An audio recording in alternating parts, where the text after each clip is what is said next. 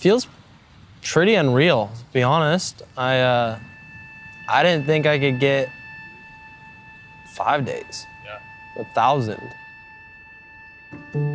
When I was 4, we found a random tumor on my hip. And then by 7, I was having these stomach issues and we didn't understand what was going on.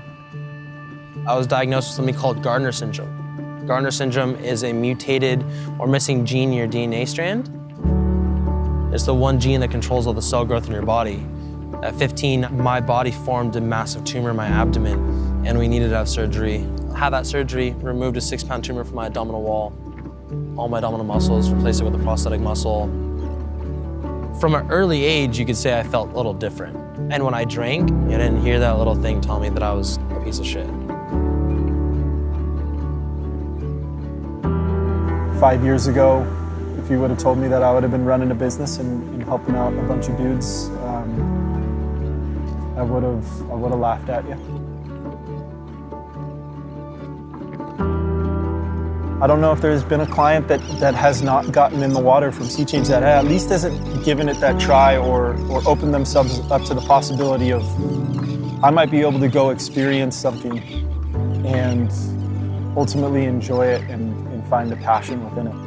It's around 20, right before I got sober, 22, I had neglected all my doctors and neglected all that. And so we went and did scans and all that stuff, and it found out that all that excessive drinking and doing drugs actually helped grow 12 new tumors in my body. My mom and I had a few conversations. She's like, yeah, you're gonna have to go through some treatments and you're gonna need to be sober while you're doing this. And I kept my promise to her somehow. In my early recovery, I went through a lot of different things. I had to do chemo and I wasn't able to surf for a few months in the beginning of that treatment. And I remember the first day that I got to surf, I remember paddling out and I'd paddle up early in the morning before the sun came up. I'd wear, a hood to keep my face from being in the sun because my skin was so sensitive to sun. The first wave that I got, I remember getting a wave and doing a few turns and kicking out. And I just was paddling back out and put my face in the water and just started crying.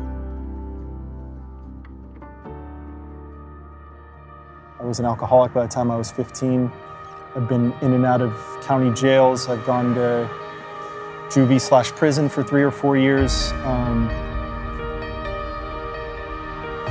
It's a kind of a dark and gnarly road, but every time I got out of it, I always had a family to come back to within the surfing community. Seeing the guys that once went through my program who have never surfed before, a year later, now surfing, introducing that process to them, that mode of being able to heal themselves and quiet their mind is incredibly rewarding. I started surfing at a young age and I've always looked at the ocean as a healing property. If I'm gonna go surf, I can look at it and be like, how fucking lucky am I? It's like this really cool ball of life mixed into one experience. Introducing that to the guys at Sea Change is really pretty powerful.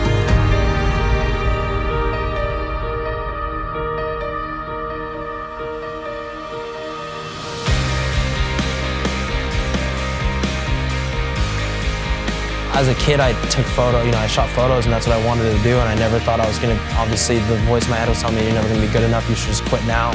I was able to pick up a camera again and fulfill my love and passion for photography and turn it into a living and a career that I never thought I would ever have.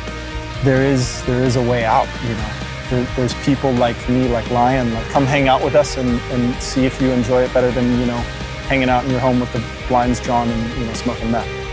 Something more important than anything is I have peace and quiet in my head for the most part. And when I do get those loud voices that's telling me that everything sucks and I'm never gonna do anything, I have tools to shut them up.